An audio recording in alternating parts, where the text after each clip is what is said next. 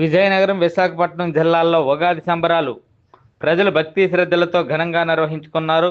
ఆలయాల్లో ప్రత్యేక పూజలు నిర్వహించి నూతన తెలుగు సంవత్సరాన్ని ఆనందంగా ఆహ్వానించారు.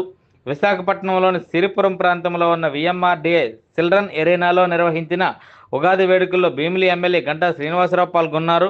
ఈ సందర్భంగా ఆయన మాట్లాడుతూ ఉగాది హిందువుల నూతన సంవత్సర ఆరంభమని, ఈ పండుగతో అనేక హిందూ పండుగలు ప్రారంభమవుతాయని తెలిపారు.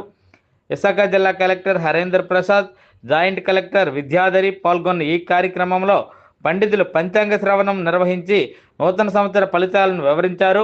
ఇక విజయనగరం జిల్లాలోని శ్రీమన్నార్ రాజగోపాల స్వామి ఆలయంలో కూడా ఉగాది సంబరాలు వైభవంగా నిర్వహించారు. ఈ కార్యక్రమానికి రాష్ట్ర మంత్రి కొండపల్లి శ్రీనివాస్ మరియు జిల్లా కలెక్టర్ రామచంద్రారెడ్డి పాల్గొని పంచాంగ శ్రవణంలో విన్నారు.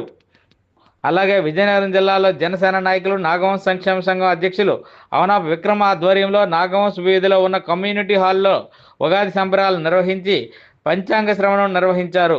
ఈ కార్యక్రమంలో వివిధ పార్టీల నాయకులు, కుల పెద్దలు పాల్గొన్నారు.